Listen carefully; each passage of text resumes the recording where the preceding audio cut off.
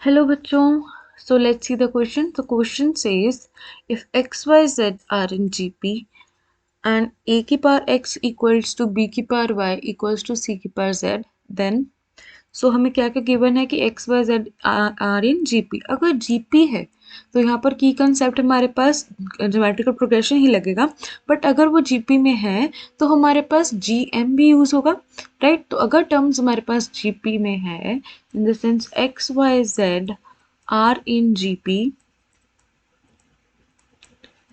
Hence वो geometrical mean भी उनका एग्जिस्ट करेगा. ज्योमेट्रिकल मीन आ जाएगा y square is equals to x time z. इसको इक्वेशन 1 मान लेते हैं, right. So will be using this equation. तो हमारे पास गिवन है, गिवन दैट a की power x is equals to b की power y is equals to c की power z.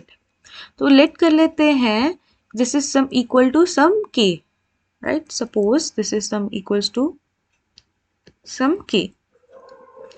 So what do we do now? Taking log on all sides.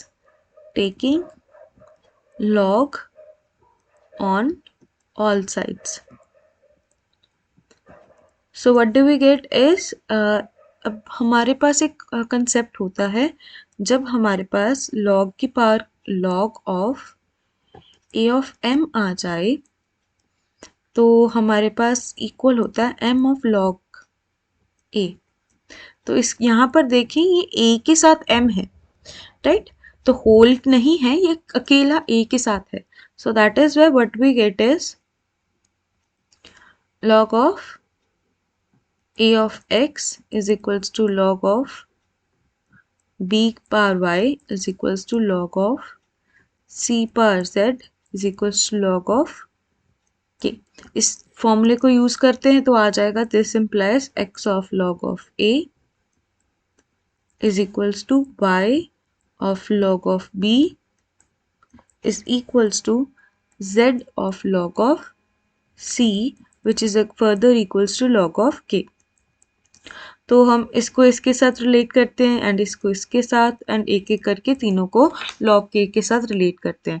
What do we get is x log a is equals to log k and x की value आ जाएगी log k upon log a, right. Similarly हमारे पास y की value आ जाएगी log k upon log b and z की value आ जाएगी log k upon log c. So let's put these values. So putting the values,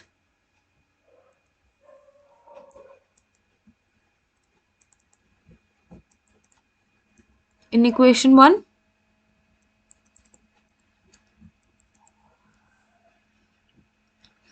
जब equation 1 में हम वैल्यूज पुट करेंगे तो हमारे पास कुछ ऐसा दिखेगा log k square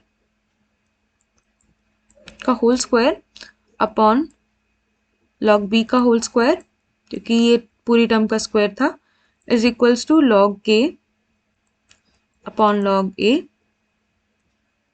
into log k upon log c. ये तो कैंसल आउट हो जाएगा, राइट.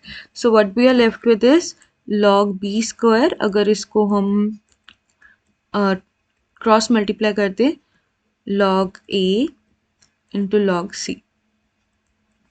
तो क्या मैं इसको लिख सकती हूँ log of b upon log c is equals to log of a upon log b. तो हमारे पास इस ऐसे log के फंक्शन को लिखने का एक तरीका होता है. How do we write it? जब हमारे पास suppose log of m upon log of n है,